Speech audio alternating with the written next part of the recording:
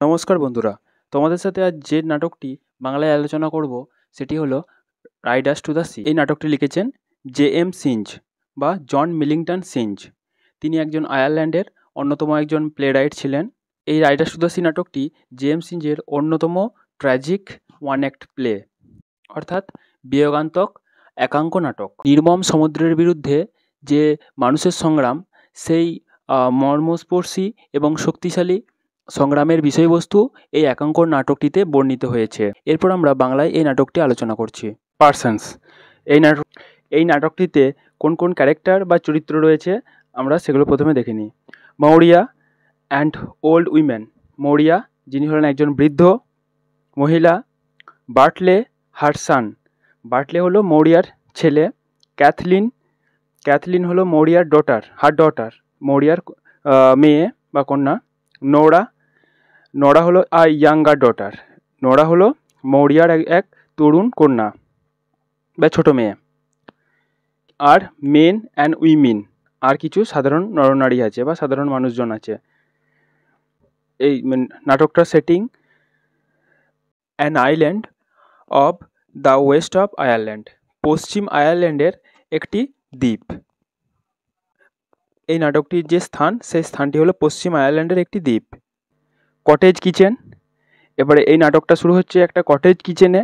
Cottage kitchen কথার অর্থ হচ্ছে যেগুলো ওই খুব দরিদ্র পরিবারে, যাদের কি রান্নাঘর আলাদা থাকে না, আর যাদের বাড়ির একটা ঘরের মধ্যেই থাকার ঘর এবং রান্নাঘর একসাথেই থাকে, সেগুলোকে বলা হয় কটেজ কিচেন। উইথ নেস্টস, আর কিছু জাল। অয়েল স্কিনস বলতে এখানে জল নিরোধক যে জ্যাকেট বা আমরা রেনকোট বলতে পারি, রেনকোট। স্পিনিং হুইল, কাটার বা জামা কাপড় তৈরি করার যে চরকা, সেটা হচ্ছে spinning wheel. Some new boards standing by the wall, আর কিছু নতুন বোর্ড বলতে এখানে কাঠের পাটাতন, কিছু নতুন কাঠের পাটাতন বা পাটা দেয়ালে হেলান দিয়ে রাখা ছিল, এটসেট্রা, ইত্যাদি। Cathleen, a girl of about 20। Cathleen 20 বছর বয়সী এক মেয়ে, প্রায় 20 বছর বয়সী এক মেয়ে। Finishes kneading cake. নিডিং কথার অর্থ হচ্ছে কোনো কিছু ময়দা টাইপের কোনো জিনিসকে মাখাটা প্রস্তুত হলো। And puts it down in the pot oven. একটা এটাকে যে পাত্রের মাধ্যমে আর কি সেঁকা হবে, সেই বিশেষ পাত্রে, সেটাকে পট ওভেন বলা হচ্ছে, সেই পট ওভেনেতে করে বা সেই বিশেষ পাত্রে করে সেটাকে রাখা হলো বাই দ্য ফায়ার, আগুনের পাশে। দেন ওয়াইপস হার হ্যান্ডস, তারপর সে তার হাতগুলো মুছলো। And begins to spin at the wheel, আর চরকা চালাতে সে শুরু করলো। Nora, a young girl. Nora এক তরুণ মহিলা, এক তরুণ মেয়ে। Puts her head in at the door, সে দরজায় মাথা রেখে উঁকি দিচ্ছিল, মানে দরজায় দাঁড়িয়েছিল মাথা দিয়ে আর ভেতরের দিকে উঁকি দিচ্ছিল। নোরা, প্রথম character Nora, in a low voice, তার নিচু গলায় বা মৃদু স্বরে বলে উঠল কি, হোয়ার ইজ সি, তিনি কোথায়। তিনি বলতে এখানে সি বলতে এখানে মৌরিয়াকে বোঝানো হয়েছে, মানে এই নোরার মা। তাহলে মা কোথায়। Cathleen, she is lying down. Cathleen যে ওই মৌরিয়ার মেয়ে, আরেক মেয়ে, মানে নোরার দিদি, সে কি বলছে, সি ইজ লাইং ডাউন, তিনি এখন শুয়ে আছেন। গড হেল্প হার, ভগবান তার সহায় হন। অ্যান্ড মেবি স্লিপিং, সে হয়তো ঘুমাচ্ছে। ইফ সি অ্যাবল, সে যদি ঘুমাতে পারে, মানে সে যদি ঘুমাতে পারে তাহলে সে হয়তো এখন ঘুমাচ্ছে। Nora comes in softly, Nora খুব পা টিপে বা আলতো পায়ে সে ঘরের মধ্যে প্রবেশ করলো, বা পায়ে শব্দ না করে ঘরের মধ্যে প্রবেশ করলো। And takes a bundle from under her shawl, তার শালের মধ্য থেকে একটা বান্ডিল বলতে এখানে পুঁটলি, একটা পুঁটলিকে সে বের করলো। Cathleen spinning the wheel rapidly, খুব জোরে সে, ক্যাথলিন এখন কি করছিল, জোরে সে চরকার চাকা ঘোরাচ্ছে। এরপর সে কি বললো, what is it you have, এর মধ্যে তোমার এই পুডলিটার মধ্যে কি আছে। নোরা, এবারে নোরা বলছে, the young priest is after bringing them, তরুণ পুরোহিত বা তরুণ যাজক এটাকে নিয়ে এসেছেন। ইটস আ শার্ট, এর মধ্যে আছে একটা জামা। অ্যান্ড আ প্লেন স্টকিং কথা হচ্ছে মজা, সক্স যেটা, এর মধ্যে আছে মজা। ওয়ার গট অফ, যেটা বেরিয়ে এসেছিল বা চলে এসেছিল, এ ড্রাউন্ড ম্যান ইন ডোনেগাল। ডোনেগালের এক ডুবে যাওয়া মানুষের শরীর থেকে যে মোজা এবং জামাটা ভেসে এসেছিল। ডোনেগাল হচ্ছে আয়ারল্যান্ডের উত্তর পশ্চিম আয়ারল্যান্ডের একটা দ্বীপ শহর। ক্যাথলিন স্টপ হার হুইল, এটা শোনা মাত্রই ক্যাথলিন তার চরকা চালানো বন্ধ করলো উইথ আ সাডেন মোমেন্ট, হঠাৎ করেই, মানে শোনা মাত্রই আর কি। অ্যান্ড লিনস আউট বলতে ঝোঁকা, বেন্ড, সে লিনস আউট টু লিসেন, আর সে সামনের দিকে মাথাটা এগিয়ে নিয়ে গেল কি বলছে সেটা শোনার জন্য, বা তার নোরার কথাটা শোনার জন্য সে সামনের দিকে মাথাটা এগিয়ে দিল। Nora, we are to find out if it's Michael's there. আমাদেরকে এখন খুঁজে বার করতে হবে এটা মাইকেলেরই কিনা, বা এটা এই যে জামা কাপড়টার কথা বলা হয়েছে এখানে, যে শার্ট এবং এই যে স্টকিং, এই মোজা বা জামা, এটা মাইকেলেরই কিনা সেটা আমাদেরকে এখন শনাক্ত করতে হবে বা চিনতে হবে।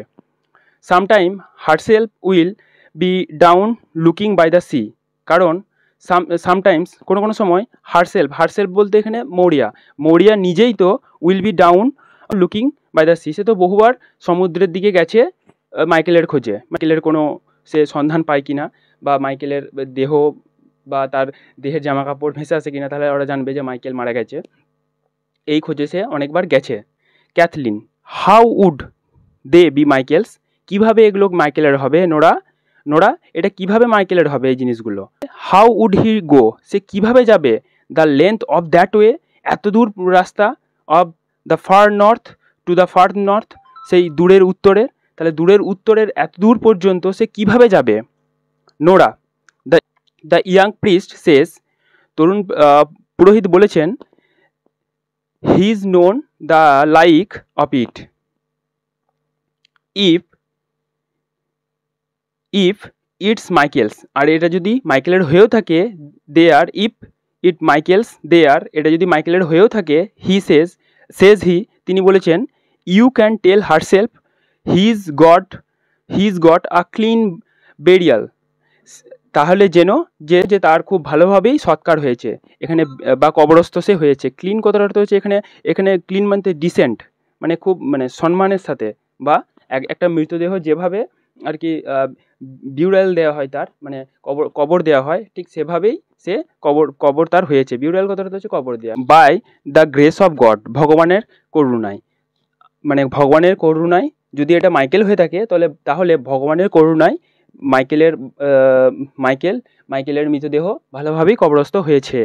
And if you are not his, আর এটা যদি মাইকেলের না হয়, বা এই মৃতদেহটা যদি মাইকেলের না হয়, let no one say a word about them, তাহলে এর ব্যাপারে আর একটা কথাও বলো না কাউকে। For she will be getting her death, তাহলে তার এটা শোনার মাত্রই তার মৃত্যু হবে। সেজ হি, তিনি বলেছেন, উইথ ক্রাইং অ্যান্ড ল্যামেন্টিং, খুব কাঁদতে এবং বিলাপ করতে করতে তিনি এই কথাগুলো বলেছেন।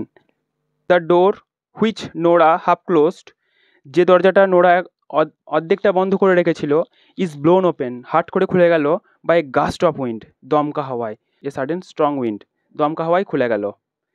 ক্যাথলিন, লুকিং আউট অ্যাংসাসলি, ক্যাথলিন এবার বাইরের দিকে খুব উদ্বিগ্নের দৃষ্টিতে তাকিয়ে, ডিড ইউ আস্ক হিম, তুমি কি তাকে জিজ্ঞাসা করেছিলে? Would he stop Bartley going this day, আজ বার্টলেকে যেতে কি তিনি বারণ করেছিলেন? উইথ দ্য হর্সেস, ঘোড়া নিয়ে, টু দ্য গার্লস ওয়ে, হ্যাঁ গার্লওয়ে ফেয়ার, গার্লওয়ের মেলা, তার মানে এখানে বলতে চাইছে, ডিড ইউ আস্ক হিম, তুমি কি ওই পুরোহিতকে শুধিয়েছিলে? Would he stop Bartley going to this day with the horses, ঘোড়া নিয়ে আজকে তাকে যেতে কি বারণ করেছিল বা নিষেধ করেছিল?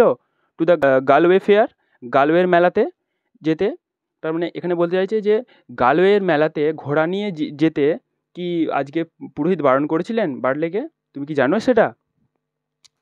Nora, I won't stop him he says, তিনি বলেছেন যে আমি তাকে থামাতে পারবো না, বাট, কিন্তু, let you not be afraid, তোমাদেরও ভয় পাওয়ার কিছু নেই। Herself does he saying prayers half through the night, কারণ তার মা সারা রাত ধরে জেগে ভগবানের প্রার্থনা করেছে। অ্যান্ড দ্য অলমাইটি গড, আর এই সর্বশক্তিমান ভগবান, অলমাইটি কথার অর্থ হচ্ছে সর্বশক্তিমান। সর্বশক্তিমান ভগবান ওন্ট লিভ হার ডেস্টিটিউট, তাকে নিঃসঙ্গ করে দেবেন না। ডেস্টিটিউট বলতে সলিটারি, লোনলিনেস, হ্যাঁ, মানে এখানে নিঃসন্তান, এখানে হ্যাভিং নো চাইল্ড, নিঃসন্তান করে রেখে দেবে না। সেজ হি, তিনি বলেছেন, উইথ নো সান লিভিং, আর এমন পরিস্থিতি সৃষ্টি করবে না যাতে করে তার কোনো সন্তানই বেঁচে না থাকে। সর্বশক্তিমান ভগবান এতটা নিষ্ঠুর হবেন না যে মৌরিয়ার কোনো সন্তানই যাতে বেঁচে না থাকে। Cathleen, is the sea bad, সমুদ্র কি উত্তাল হয়েছে? এখানে ব্যাড মানে খারাপ না, এখানে ব্যাড কথা হচ্ছে উত্তাল হয়ে যাওয়া, রাফ। সমুদ্র কি উত্তাল হয়েছে? By the white rocks Nora, ওই সাদা পাহাড়গুলোর পাশে, নোরা বা সাদা পাহাড় বা ওই সাদা টিলাগুলোর পাশে বা পাথরগুলোর পাশের যে সমুদ্র সেই সমুদ্র কি উত্তাল হয়েছে? Nora.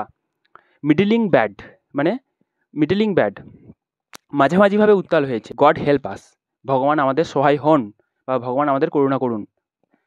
Here's a great roaring in the West, দেখো পশ্চিম থেকে একটা ভীষণ গর্জন আসছে। অ্যান্ড এখানে গর্জন বলতে এখানে দ্য উইন্ডস রোর, বায়ুর গর্জন আর কি। অ্যান্ড ইটস ওয়ার্স্ট, এটা খুবই খারাপ হবে। It will be getting when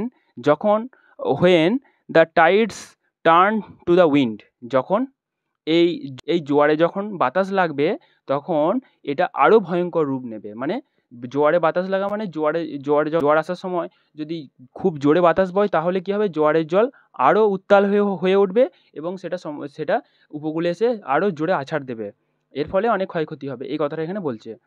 she goes over to the table with the bundle, সে এবার এই বোঝাটা নিয়ে টেবিলের দিকে গেল। Shall I open it now, এটা কি আমি এখন খুলবো?